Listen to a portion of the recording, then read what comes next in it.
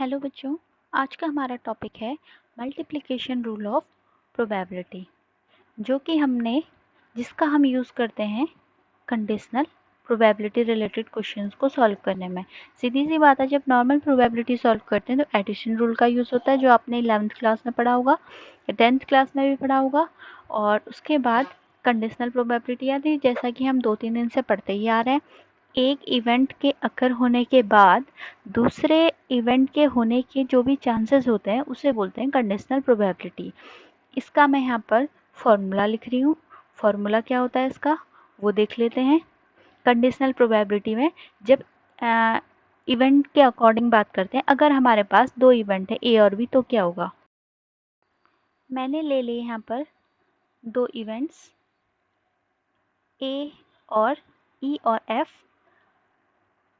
Let E and F be two events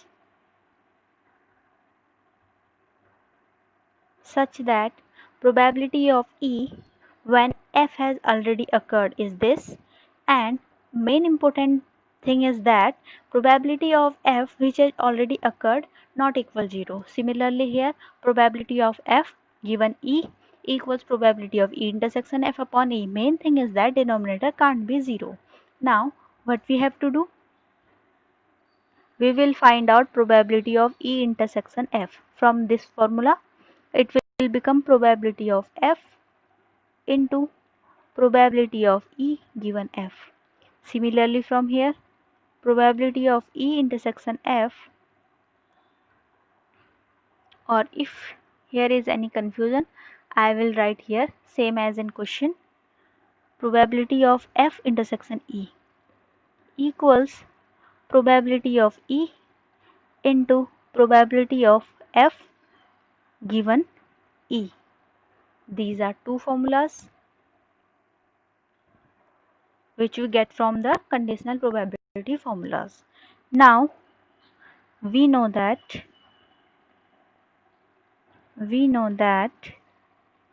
E intersection F equals F intersection E. So their probability is also equal, F intersection E. So from equation 1 and 2, probability of E intersection F equals probability of E into probability of F given E equals probability of F into probability of E given F. ये बन गया हमारा formula, और ये जो हमारा rule बना है ये कहलाएगा हमारा मल्टीप्लिकेशन रूल।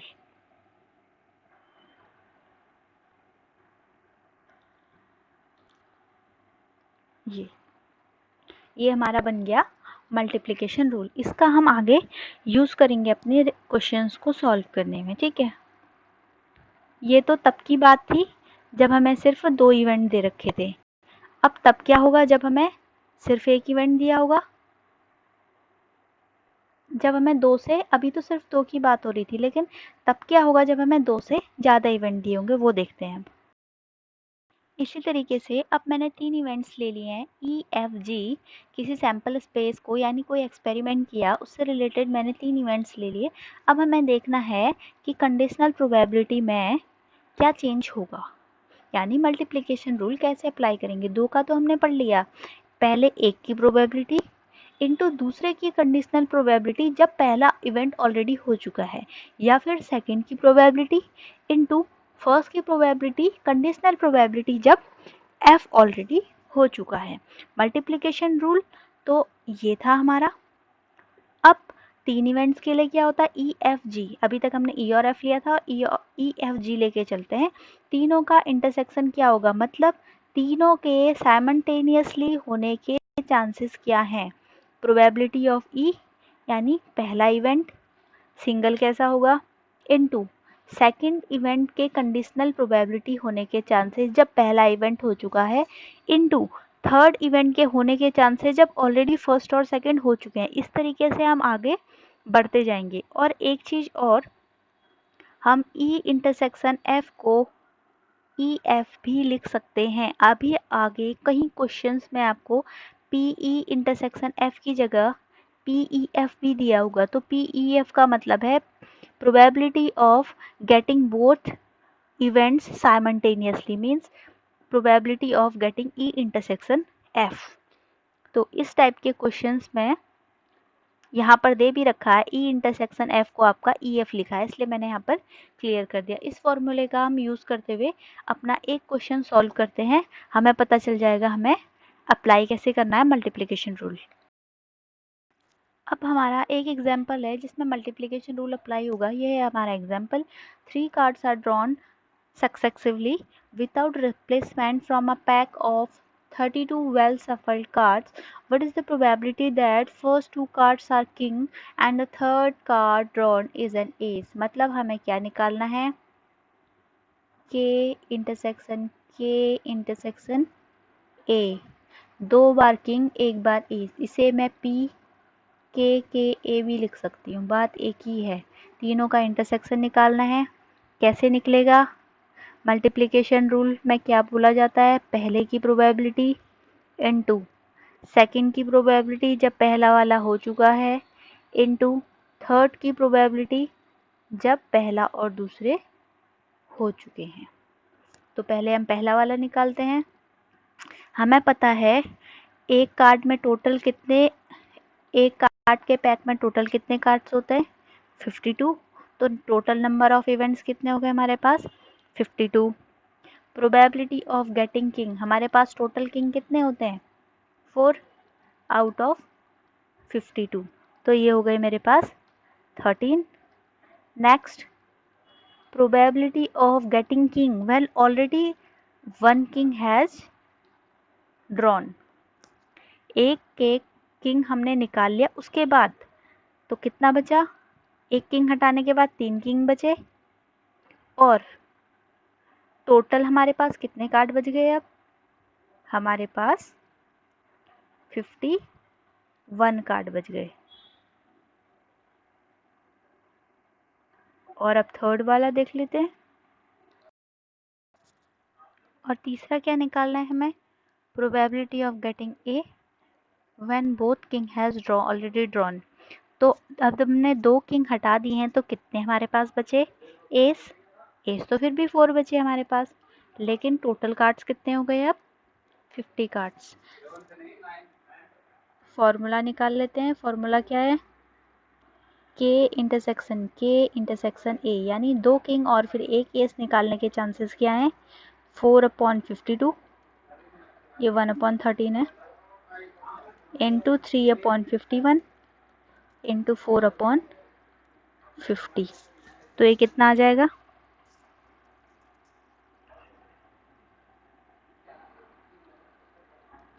17 हो गया, 13 हो गया,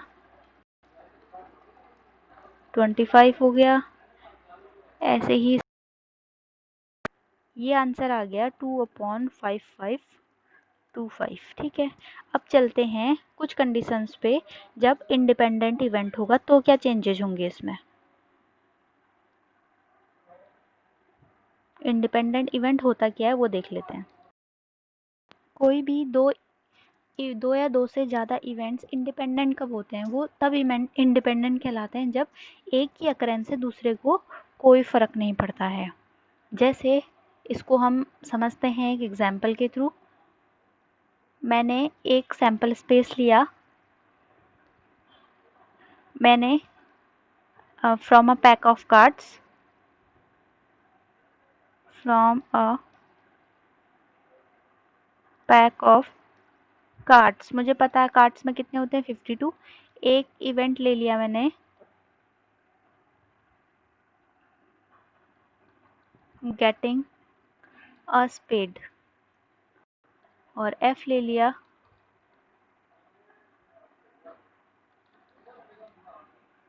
getting an S. Getting a space और गेटिंग एन एस। तो प्रोबेबिलिटी ऑफ ई क्या निकल जाएगी मेरी, स्पेड कितने होते हैं 13, हमें पता है इसमें 4 चीज़ें होती है और चारों 13 होते हैं, तो स्पेड भी हो गए 13 अपॉन टोटल कार्ड्स कितने हैं मेरे पास 52, ये हो गया 1/4। प्रोबेबिलिटी ऑफ एफ क्या आ जाएगी, एस कितने होते हैं ओवरऑल 4 होते हैं अपॉन 52, तो ये हो गया 1/13। अब मुझे निकालनी है probability of E when F has already occurred, यानी probability of E intersection F upon probability of F, यानी स्पेड में कितने एस होते हैं 1 अपॉन एफ के कितने चांसेस हैं 1/52 अपॉन 1/13, तो कितना आ गया ये 13/52, यानी ये हो गया 1/4। Similarly probability of F given ई निकाल लेते हैं, probability of E intersection F upon probability of F, ये आ गया 1/52 अपॉन ई आ जाएगा, ई होता है 1/4, तो ये आ गया 1/13। अब इसको हम रख लेते हैं मल्टीप्लिकेशन के फॉर्मूले में। मल्टीप्लिकेशन रूल क्या कहता है हमारा, मल्टीप्लिकेशन रूल के अकॉर्डिंग है probability of E intersection F क्या आया मेरा 1/4 और प्रोबेबिलिटी ऑफ ई भी क्या आया है मेरा 1/4। इसका मतलब दोनों मेरी वैल्यूज़ एक आ रही हैं, यानी एफ के होने के बाद चाहे ई हो चाहे पहले ई हो, ई में कोई फ़र्क नहीं पड़ रहा। इस टाइप के इवेंट्स कहलाएंगे independent events. Similarly probability of F given E कितना आया है 1/13, प्रोबेबिलिटी ऑफ एफ भी आया है 1/13, यहाँ से निकला probability of F equals probability of F given ई। इस टाइप के जब इवेंट्स होते हैं कि जब कंडीशनल प्रोबेबिलिटी भी ई की और नॉर्मल प्रोबेबिलिटी ई की दोनों सेम आए similarly for F, then we can say that E and F are independent events. ठीक है, ई और एफ हमारे इंडिपेंडेंट हो गए। इंडिपेंडेंट हो गए तो हमारा फॉर्मूला क्या बनता था, P E intersection F equals, हमने बोला था probability of E into probability of F given E equals probability of F into probability of E given F. यहाँ से हम चेंजेस करते हैं, probability of E into probability of F given ई किसके बराबर है प्रोबेबिलिटी ऑफ एफ के, और यहाँ से क्या आ जाएगा probability of F into probability of E. तो ये बन गया हमारा फॉर्मूला।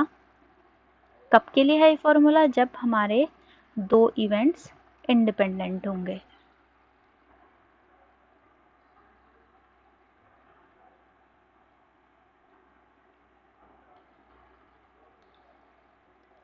ठीक है, ये तो तब की बात हो गई जब हमारे पास दो जो इवेंट गिवन है वो इंडिपेंडेंट होंगे। अब बढ़ते हैं आगे अपने नेक्स्ट टॉपिक पे। अब इंडिपेंडेंट इवेंट भी पढ़ लिया हमने और स्टार्टिंग में हमने म्यूचुअली एक्सक्लूसिव इवेंट्स भी पढ़े थे।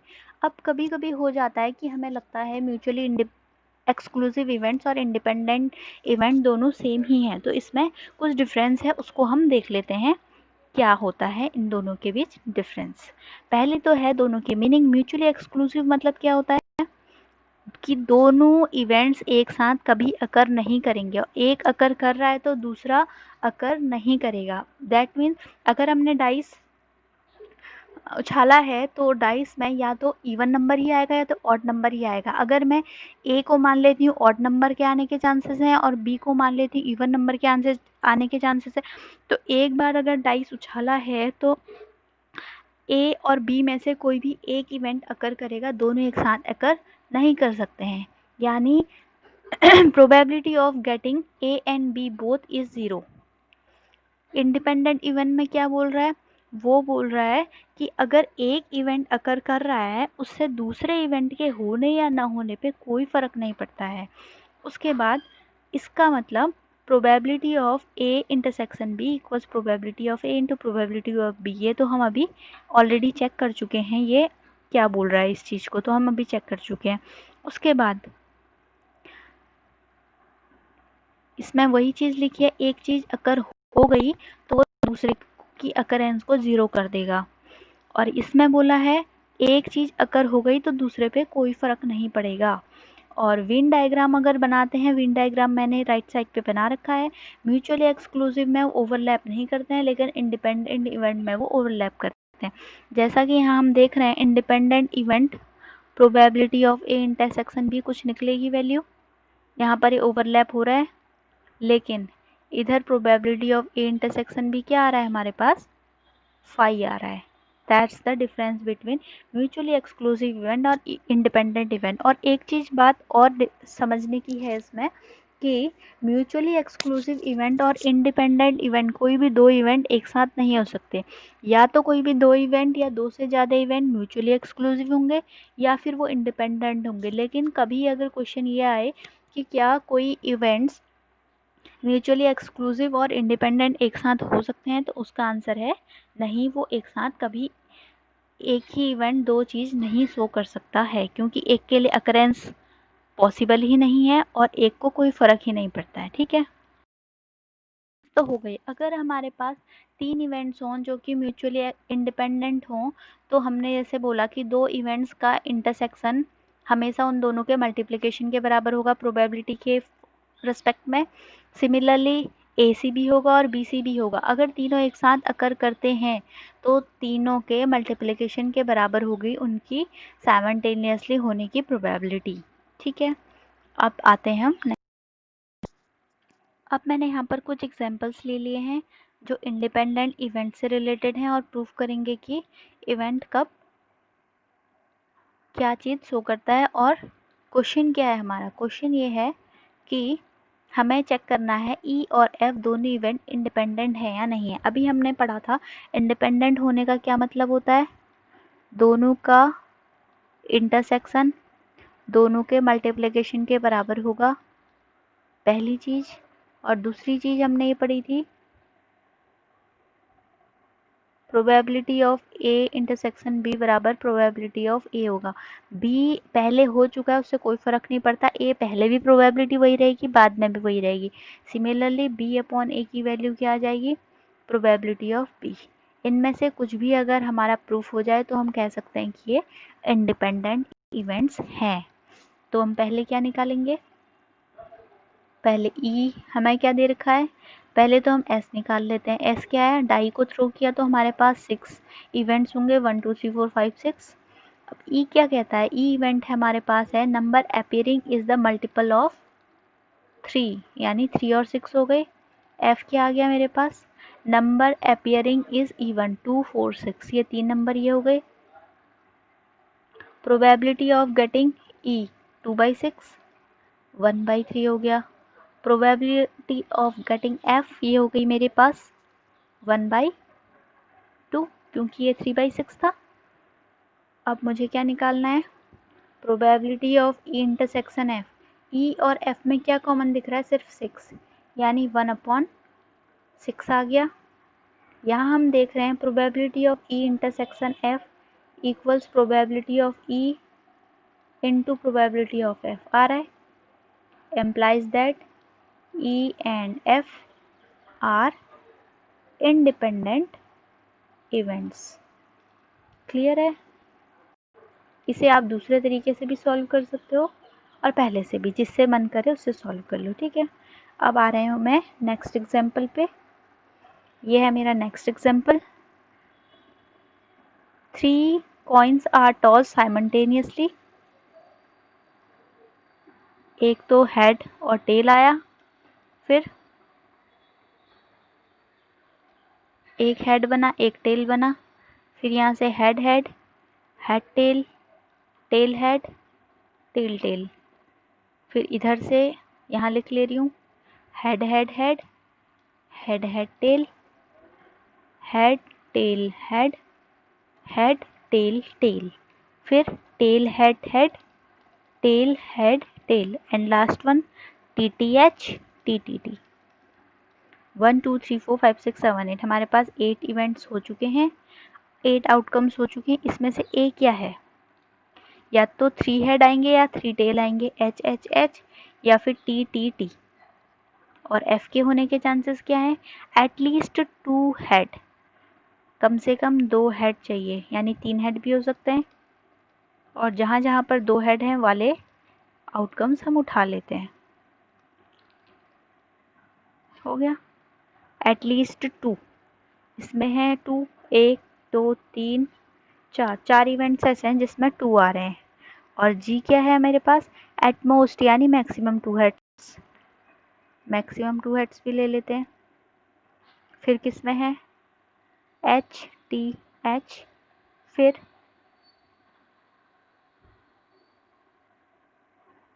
एटमोस्ट है, यानी एक वाला तो लेंगे ही लेंगे, 2 वाले भी लेने हैं, एक वाला भी लेना है, और जिसमें नहीं है वो भी लेना है। अब इसे सॉल्व करते हैं। प्रोबेबिलिटी ऑफ ई कितना आ जाएगा? 2/8, यानी 1/4।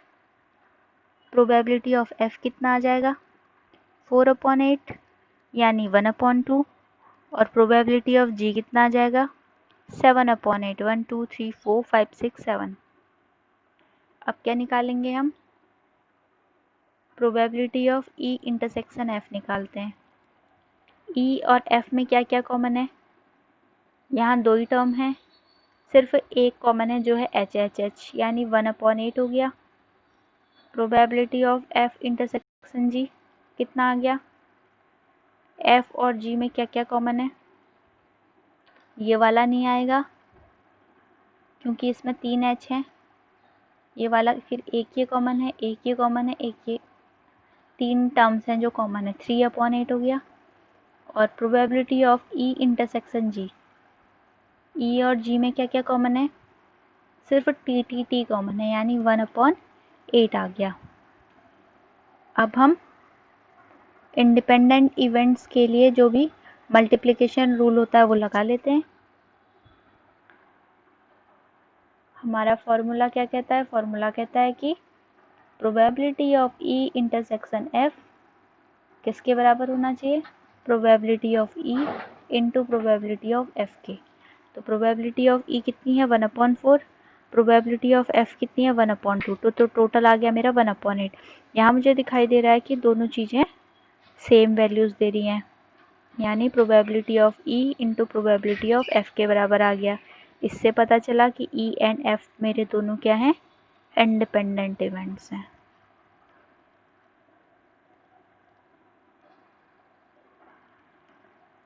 सिमिलरली मैं चेक करती हूँ एफ इंटरसेक्शन जी के लिए, वो तो मेरा 3/8 आ रहा है।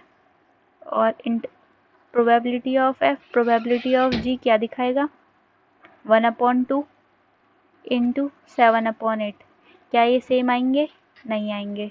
Probability of F intersection G not equals probability of F into probability of ji.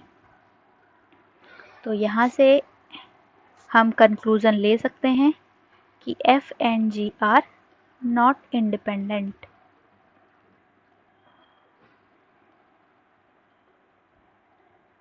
Similarly for third, probability of E intersection G कितना आ रहा है? 1/8। और probability of E into probability of G कितना आ जाएगा? प्रोबेबिलिटी ऑफ ई है 1/4, probability of जी है 7/8। यहाँ से फिर हमें पता चल रहा है probability of E intersection G not equals probability of E into probability of G. तो हम फिर से कह सकते हैं कि E and G are not independent. तो सिर्फ कौन से इंडिपेंडेंट इवेंट बचे हमारे पास? ई एंड एफ, बाकी दोनों डिपेंडेंट है आपस में जो भी पेयर बन रहे हैं। ठीक है, अब एक एग्जाम्पल और लिया है मैंने, prove that E and F are. ये बहुत इंपॉर्टेंट क्वेश्चन है, अच्छे से देख लेना इसे क्वेश्चन को। तो ये क्वेश्चन है, if E and F are independent events then so are events E and F dash. मतलब हमसे बोला है अगर ई और एफ इंडिपेंडेंट इवेंट हैं तो ई और एफ डैश भी इंडिपेंडेंट होंगे। अब given E and F are independent, अगर ये इंडिपेंडेंट हैं तो क्या होगा, इंडिपेंडेंट के अकॉर्डिंग हम क्या लिख सकते हैं, probability of E intersection F equals probability of E into probability of F. इसे मान लेते हैं इक्वेशन नंबर 1। अगर हम ई को लेते हैं तो ई किन दोनों से बना है, इससे और इससे बना है, यानी ई इंटरसेक्शन एफ डैश यूनियन ई इंटरसेक्शन एफ होगा। बिल्कुल होगा, क्योंकि इन दोनों से मिलके कंप्लीट हमारा ई बन रहा है। अब हम प्रोबेबिलिटी ऑफ ई ले लेते हैं।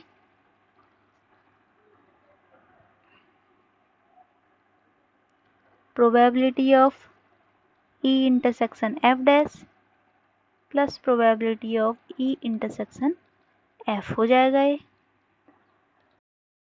हमें क्या प्रूव करना है, probability of E intersection F dash का। तो probability of E intersection F dash को मैं लेफ्ट साइड ले लेती हूँ। ये मेरा आ गया P E minus probability of E intersection F. मुझे पता है ई और एफ दोनों इंडिपेंडेंट हैं, तो ये हो जाएगा probability of E into probability of F.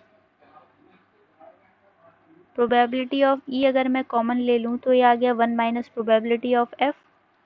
1 minus probability of कितना आ जाएगा मेरे पास, ये आ जाएगा probability of F dash. This is our answer. अगर दोनों के इंटरसेक्शन की वैल्यू दोनों के मल्टीप्लिकेशन के बराबर आ जाए तो हम कह सकते हैं E and F dash are independent events। अभी तो सिर्फ उसने E और F डैश पूछा है, आपसे एग्जाम में इससे रिलेटेड कुछ भी आ सकता है, जैसे E and F dash proof करने को आ सकता है, F and E dash proof करने को आ सकता है, E dash and F dash proof करने को आ सकता है, कुछ भी आ सकता है। तो उसके अकॉर्डिंग आप सॉल्व कर लेना, ठीक है। अब आ रही हूँ नेक्स्ट क्वेश्चन पे, एक एग्जाम्पल और ले लेते हैं।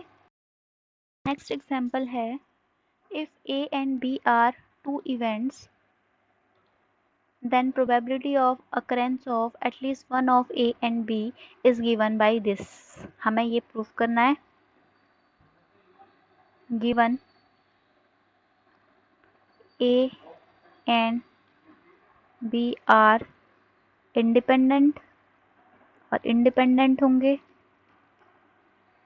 तो क्या कंडीशन अप्लाई होगी, probability of A intersection B equals probability of A into probability of B। इसे मान लेते हैं इक्वेशन नंबर 1। उसके अलावा क्या करना है, हमें चेक करना है कि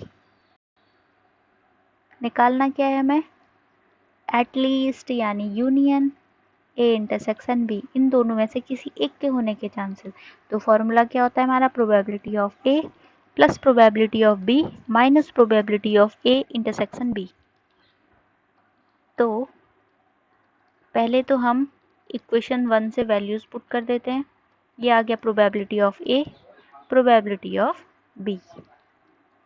अब हम देख रहे हैं इन दोनों में कुछ कॉमन आ रहा है, इन दोनों में प्रोबेबिलिटी ऑफ B कॉमन आ रहा है, उसे कॉमन ले लेते हैं, plus probability of B 1 minus probability of A equals probability of A plus probability of B। इसको क्या लिख सकते हैं, probability of A dash. Probability of A को भी लिख सकते हैं 1 minus probability of A dash plus probability of B probability of A dash. 1 minus probability of A dash common लिया, ये आ गया 1 माइनस प्रोबेबिलिटी ऑफ B। तो ये हमने प्रूफ कर दिया 1 minus probability of A dash probability of B dash. ये हो गया हमारा प्रूफ। अब कुछ और क्वेश्चंस देख लेते हैं। ओके, अब एग्जाम्पल्स कंप्लीट हो गए हैं। अब हम कर रहे हैं एक्सरसाइज 13.2 ऑफ अवर एनसीईआरटी। तो इससे हम क्वेश्चन से स्टार्ट करते हैं। ये मैं एनसीईआरटी के क्वेश्चंस ले रही हूँ। क्वेश्चन नंबर 1 क्या है? Probability of A is given है, probability of B is given है, और ये भी बता रखा है ए एंड बी इंडिपेंडेंट है। तो हमें पता है A and B are independent. तो क्या होता है? Probability of A intersection B equals probability of A into probability of B. यहाँ से हम सीधे वैल्यूज पुट कर देंगे। 3/5 इंटू 1/5 कितना आ गया है? 3/25। Now second question, 2 cards are drawn at random and without replacement from a pack of 52 playing cards. Find the probability that both the cards are black. यानी हमें क्या निकालना है? P B intersection B. पहला भी ब्लैक होना चाहिए, दूसरा भी ब्लैक, यानी probability of B into probability of getting black when already one black has been drawn. Now first probability black निकालने की क्या होगी? ब्लैक कितने होते हैं हमारे पास? 52 के जस्ट हाफ, यानी 26 अपॉन कितना हो जाएगा? 52 इनटू सारे कार्डों में से एक हट गया तो कितने बचे? 51 कार्ड, और ब्लैक में से एक चले गया तो 25 कार्ड्स। इसे मल्टीप्लाई करना आपका काम है। Now coming to the third one. Third करने से पहले मैं इसे रिमूव कर रही हूँ ताकि मेरे पास प्रॉपर स्पेस हो जाए। Now third question is, third बोला है, a box or oranges is inspected by examining 3 randomly selected oranges drawn without replacement. If all the 3 oranges are good, the box is approved for sale, otherwise it is rejected.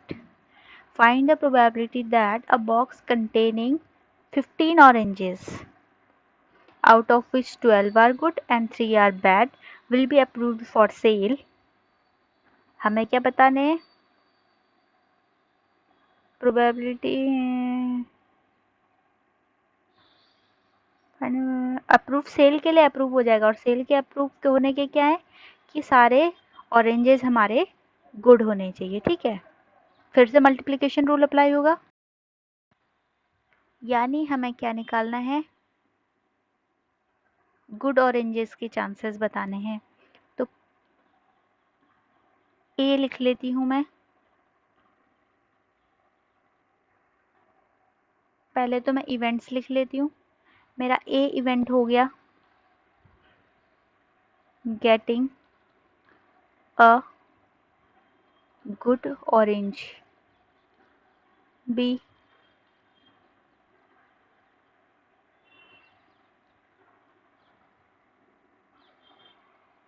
B भी वही हो जाएगा,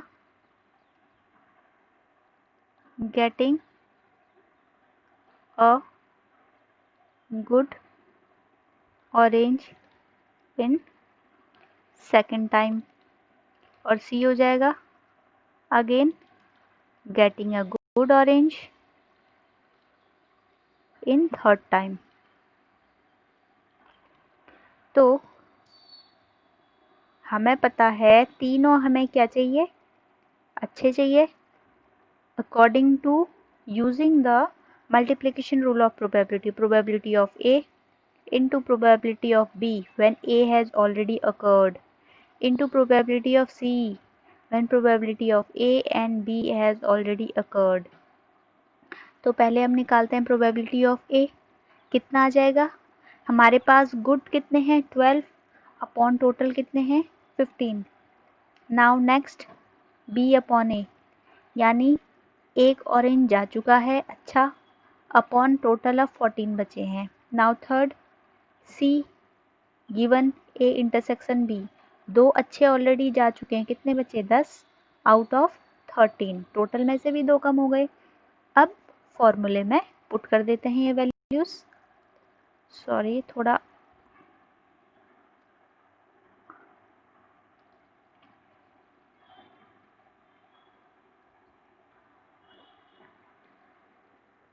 अब clear हो गया है।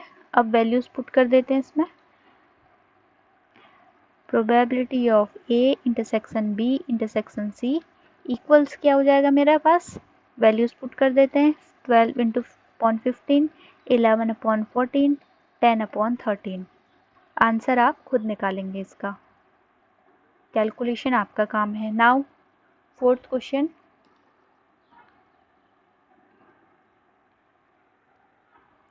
Fourth question में कहा है हमसे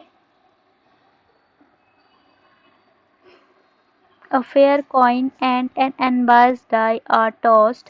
Let A be event head appears on the coin and 3 be event B be the event. Check whether A and B are independent or not. Okay.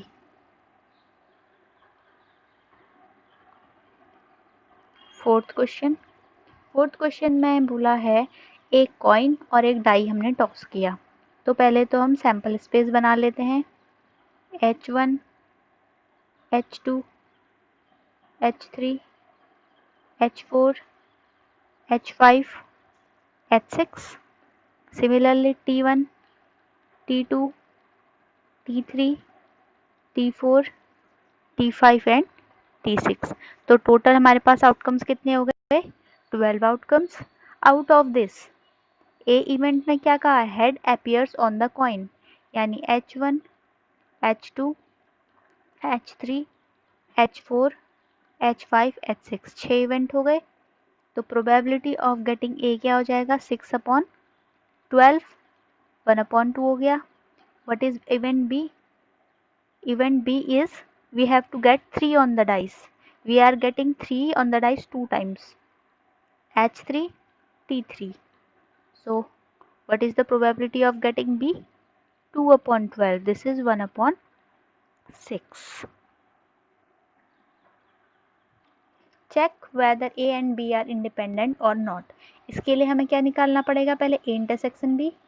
देखो H3 दोनों में कॉमन आ रहा है, यानी H3 सिंगल इवेंट है। Probability of A intersection B कितना हो गया, 1 upon 12। Probability of A intersection B तो हो गया 1 upon 12। Probability of A into probability of B भी चेक कर लेते हैं। ये आ गया मेरे पास 1 अपॉन 2 इंटू 1 अपॉन 6, ये आ गया 1 अपॉन 12। यहाँ से मुझे पता चला probability of A intersection B किसके बराबर है, probability of A into probability of B. यही तो कंडीशन है हमारी इंडिपेंडेंट इवेंट की। इससे पता चला A and B are independent events. Now fifth question, हमारा फिफ्थ क्वेश्चन है। फिफ्थ क्वेश्चन में क्या कह रहा है हमसे, फिफ्थ क्वेश्चन में पहली कंडीशन तो उसने रखी है कि डाई मार्क्ड 1 2 3 इन रेड।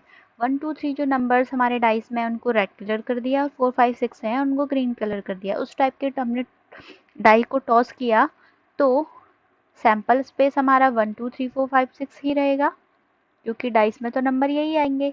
तो इवेंट ए क्या है हमारे पास, वो है कि नंबर हमारा इवन होना चाहिए, यानी 2 4 6 हो गया।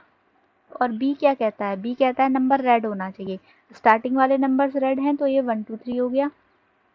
Probability of getting A 3/6, probability of getting B again 3/6। So both answer is 1/2। Now हमें क्या फाइंड करना है, we have to find out are A and B independent, we have to check it. So first A intersection B is only 2, probability of A intersection B is 1 upon 6. Here probability of A into probability of B is 1 upon 2 into 1 upon 2 equals 1 upon 4. We can say that probability of A intersection B not equals probability of A into probability of B. A and B are not independent. I think अब आपको independent और dependent check करना ही तो आ गया होगा। अब कुछ ऐसे क्वेश्चंस करते हैं जो थोड़ा सा अलग है, वरना बाकी मैं स्किप करूंगी अब। 6th question same as up to 5th question, so I am skipping that question. Now from question number 7th,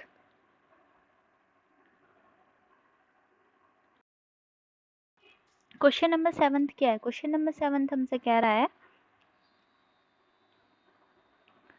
question number 7 से स्टार्ट कर रही हूँ मैं। क्वेश्चन नंबर 7 में हमें probability of A is given, probability of A union is B is given and probability of B is unknown which is written as P.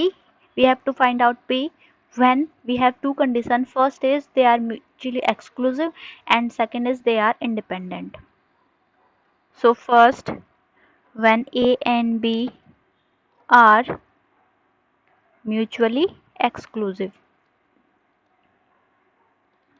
Exclusive में हमें पता है ए इंटरसेक्शन बी क्या होता है, फाई। ए इंटरसेक्शन बी का फाई का होने का मतलब है प्रोबेबिलिटी 0 होगी।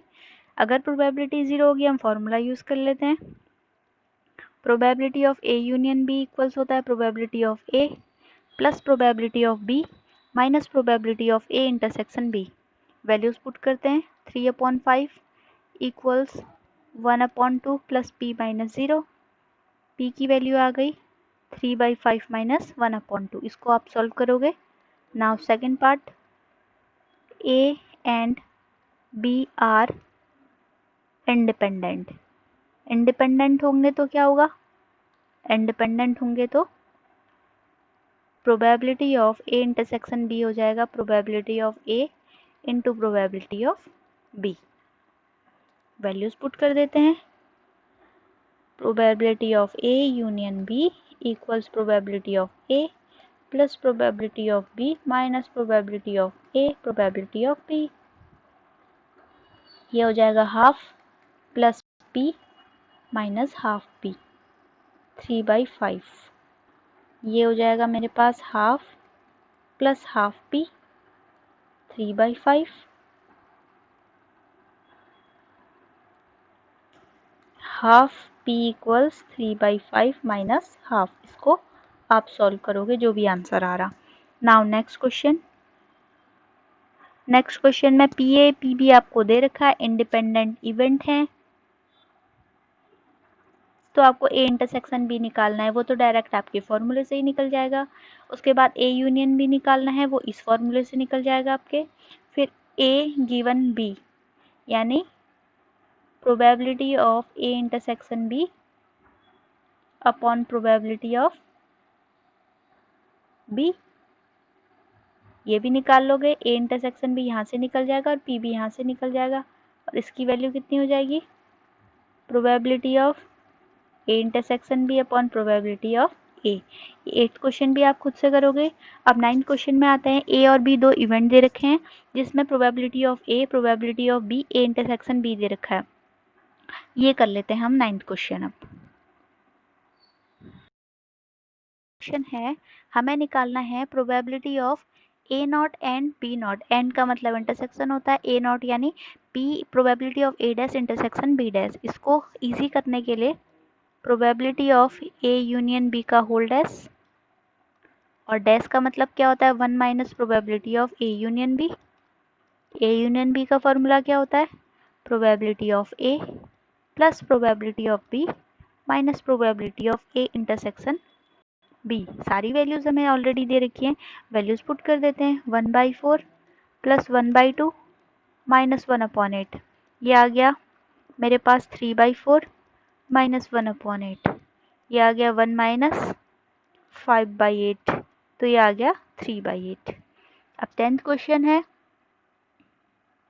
Probability of A probability B is given, probability of A not और बी नॉट इज गिवन। अब इसे भी कर लेते हैं, क्या पता कुछ चेंजेस हों। जाते हैं अब अपने 10th क्वेश्चन पे। 10th क्वेश्चन में हमें probability of A probability and B is given and one more thing, probability of A not और मीन्स यूनियन बी नॉट। इसे हम क्या लिख सकते हैं, probability of A intersection B whole not dash. ये है हमारा डिमॉर्गन्स लॉ जो मैंने यूज़ किया है यहाँ पर। ये हो जाएगा 1 minus probability of A intersection B. Values put कर देते हैं डायरेक्टली। ये मुझे दे रखा है 1/4 equals 1 minus probability of A intersection B.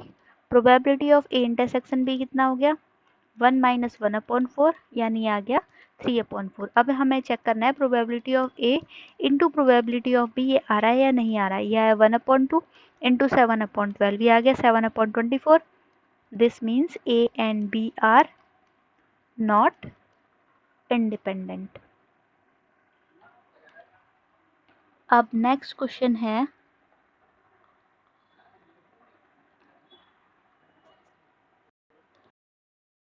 11th question है given two independent event. Independent event मतलब हमें पता चल गया ए इंटरसेक्शन बी क्या हो जाएगा probability of A into probability of B. पहली कंडीशन तो ये फुलफिल हो जाएगी। हमें प्रोबेबिलिटी ऑफ ए दे रखा है, प्रोबेबिलिटी ऑफ बी दे रखा है। फर्स्ट हमें क्या निकालना है probability of A intersection B निकालना है। सीधे फॉर्मूले में पुट करो आ जाएगा। दूसरा है हमारे पास probability of A and not B, यानी हम निकालेंगे ए में से दोनों का इंटरसेक्शन माइनस कर लेंगे। प्रोबेबिलिटी ऑफ ए भी पता है और ए इंटरसेक्शन भी सेकंड पार्ट से पता चल गया, निकाल लेना वैल्यूज पुट करके। थर्ड पार्ट है प्रोबेबिलिटी ऑफ ए और बी, और मीन्स यूनियन। इसका फॉर्मूला क्या होता है probability of A plus probability of B minus probability of A intersection B. Values आप पुट करोगे। Fourth part probability neither A nor B, तो ये क्या हो जाएगा प्रोबेबिलिटी ऑफ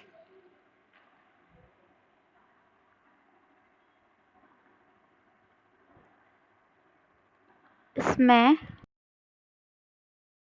नॉर में ये यूनियन ना होके इंटरसेक्शन होगा, क्योंकि वो बोल रहा है ना तो ये ना तो ये और दोनों ही नहीं है, और आ रहा है मतलब हिंदी का और इंग्लिश में एंड आएगा, तो इसका मतलब यहाँ पर इंटरसेक्शन होगा।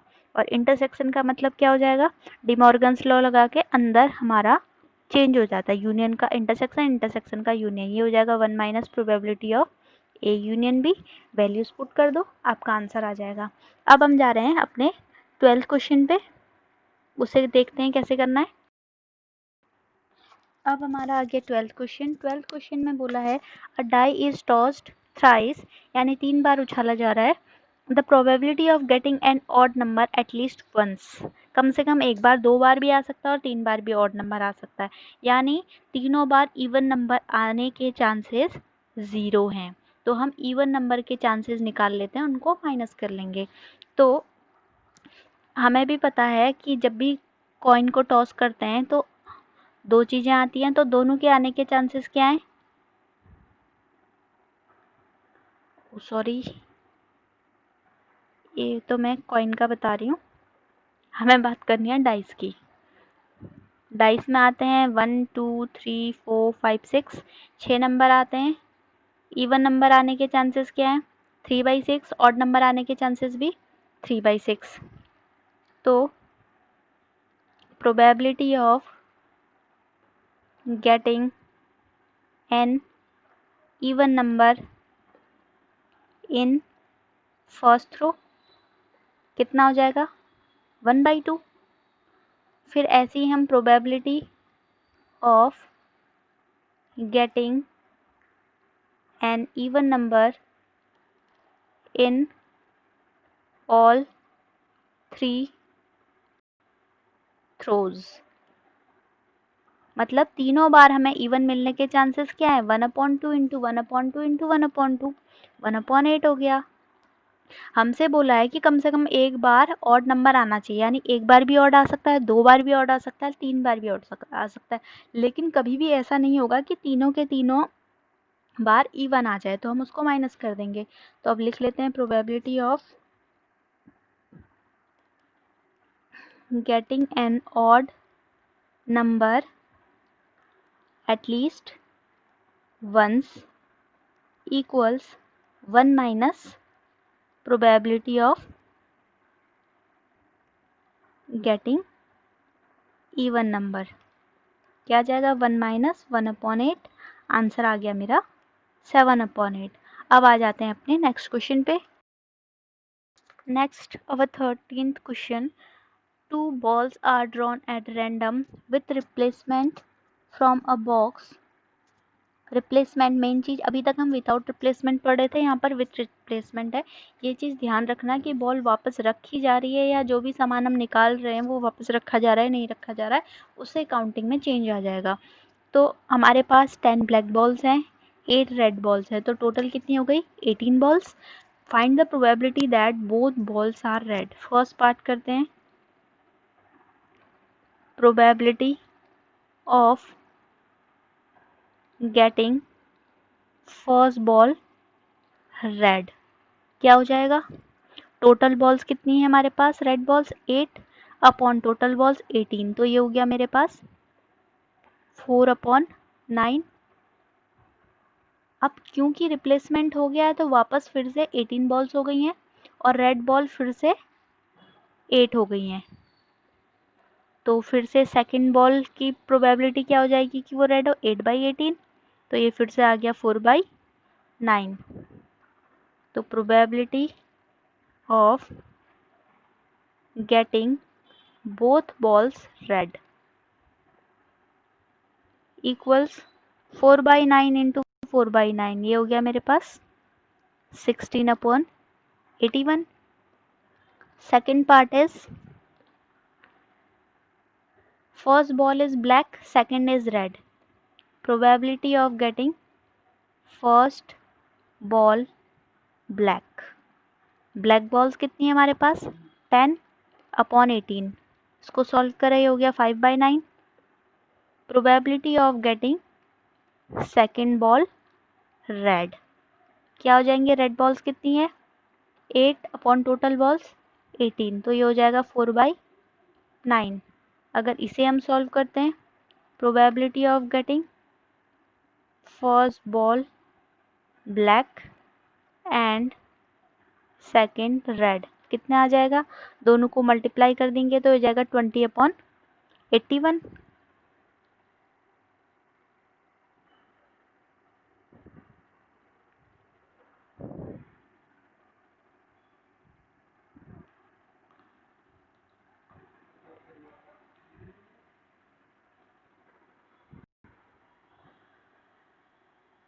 अब इसी का थर्ड पार्ट यहीं पर कर लेती हूँ मैं। थर्ड पार्ट कह रहा है मुझसे, according to third part one of them is black and other is red. अब हमें यहाँ पर सीक्वेंस नहीं पता है तो हम क्या निकालेंगे, एक बार पहले ब्लैक और बाद में रेड की और एक बार पहले रेड और बाद में ब्लैक की। पहले ब्लैक और बाद में रेड की तो हम निकाल चुके हैं, अब हमें किसकी निकालनी है, probability of first ball red and second ball black. तो इसकी प्रोबेबिलिटी क्या निकल जाएगी, पहली बॉल रेड होने के क्या चांसेस है हमारे 8/18 और सेकेंड बॉल ब्लैक के 10/18। फिर से सॉल्व करते हैं तो ये आ जाएगा 4/9 इंटू 5/9, तो ये आ जाएगा 20/81। हमें चाहिए probability that one of them is black and other is red. तो इसकी प्रोबेबिलिटी क्या हो जाएगी, दोनों को हम ऐड अप कर देंगे, तो हमारा आंसर आ गया 40/81। चलते हैं next question. Now 14th question में बोला है probability of solving specific problem independently by A and B. A के द्वारा हमने एक प्रॉब्लम दी, ए ने सॉल्व करने के चांसेस है 1/2, बी के सॉल्व करने की प्रोबेबिलिटी है 1/3। ठीक है, तो both try to solve the problem independently, तो ए इंटरसेक्शन बी क्या हो जाएगा हमारा, दोनों का मल्टीप्लिकेशन क्योंकि इंडिपेंडेंट है, तो ये हो जाएगा 1/6। हमें क्या निकालना है, पहला प्रॉब्लम सॉल्व हो चुकी है, probability that problem is solve. अब हमें उससे कोई मतलब नहीं है कि किसने किया सॉल्व, या तो ए करे या फिर बी, मीन्स आइदर ए और बी, तो यहाँ पर यूनियन का यूज होगा।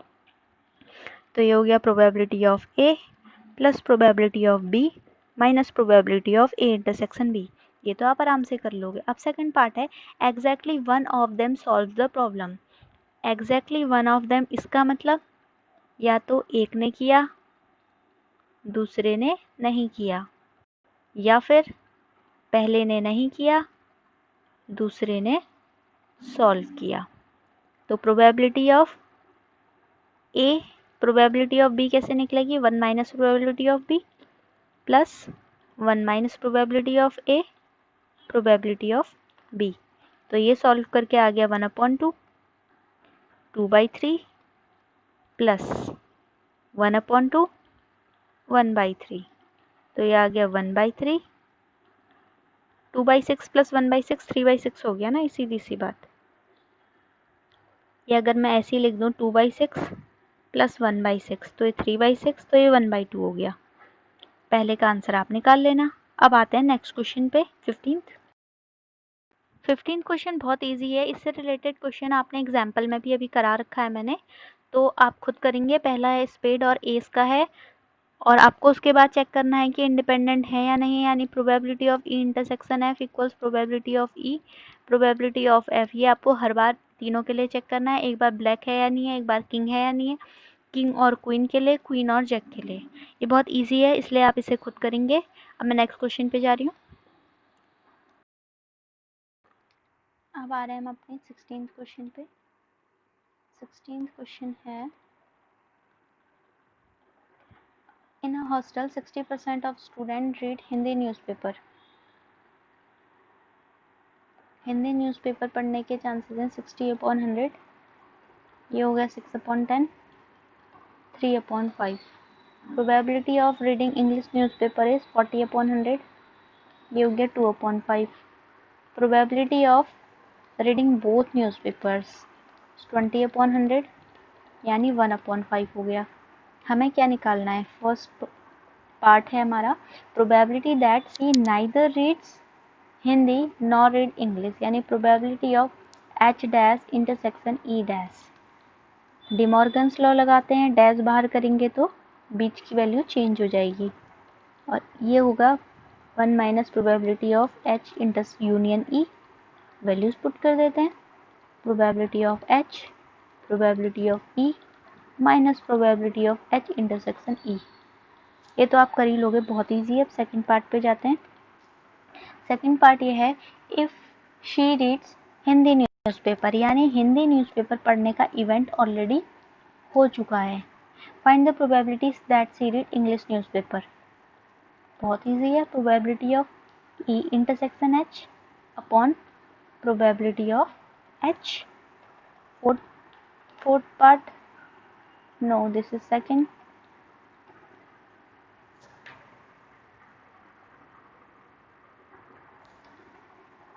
ये आपका सेकेंड पार्ट था, ये आपका थर्ड पार्ट है। थर्ड पार्ट में बोल रहा है if she reads English newspaper, English newspaper already पढ़ती है तो हिंदी न्यूज़पेपर पढ़ने के चांसेस क्या हैं? फिर से E intersection H upon probability of E. ये क्वेश्चन तो आपका फिनिश हो गया। अब आते हैं क्वेश्चन नंबर 17 पे। 17th क्वेश्चन में क्या बोल रहा है? 17th क्वेश्चन में कह रहा है आपसे probability of obtaining even prime number of each die when a pair of die is rolled is this। 17th question में अब आपको पता है कि जब डाई रोल होता है, पेयर ऑफ डाई है, तो टोटल नंबर ऑफ इवेंट्स कितने हो जाएंगे? 36। 36 में से वो बोल रहा है हर डाई पे आपको इवन प्राइम नंबर चाहिए। हमें पता है इवन प्राइम नंबर सिर्फ एक ही होता है और वो होता है 2, तो हमें 2 लाना है। अगर हम डाई को 2 बार उछालेंगे तो 2 आने के आउटकम्स क्या है? एक ही बार तो आ सकता है 2, हर बार थोड़ी ना आएगा। तो इसका मतलब probability of getting even prime number on each die क्या हो जाएगा? 1/36। तो इसका डी पार्ट करेक्ट है। नाउ 18th में बोला है इंडिपेंडेंट अगर हैं तो इनमें से कौन सा पार्ट सही होगा? इनमें से मैंने बोला था इंडिपेंडेंट होंगे तो म्यूचुअली एक्सक्लूसिव तो हो नहीं सकते, दोनों इक्वल हो या नहीं हो भी सकते हैं और नहीं भी हो सकते हैं। तो अब हम सेकंड वाले को चेक करते हैं। मुझे तो पता है सेकंड वाला सही है, बट इसको हम क्रॉस चेक कर लेते हैं। A dash intersection B dash equals 1 minus P A 1 minus P B.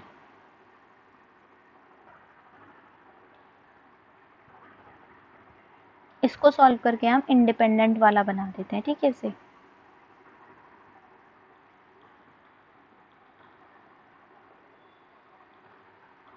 B का dash equals 1 minus P A minus P B plus P A P B. ये हो गया 1 minus probability of A union B 1 minus P A minus P B plus P A P B.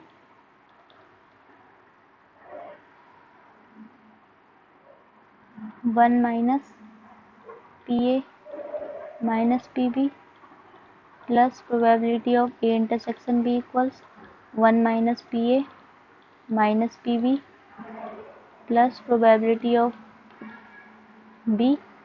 अब देखो 1 cancel, P A cancel, P B cancel, what is remaining? Probability of A intersection B equals probability of A probability of B, implies that A and B are independent। वो already मुझे दे रखा है A और B independent है, तो इसका मतलब मेरा सेकेंड वाला कंडीशन फॉलो हो रही है। ये हो गई मेरी एक्सरसाइज पूरी कंप्लीट। नेक्स्ट टाइम हम नेक्स्ट टॉपिक करेंगे। अगर आपको इसमें कोई भी दिक्कत हो रही है तो आप मुझे कमेंट करके बता सकते हैं, मैं सॉल्व करने की पूरी कोशिश करूँगी। ओके बच्चों, बाय बाय।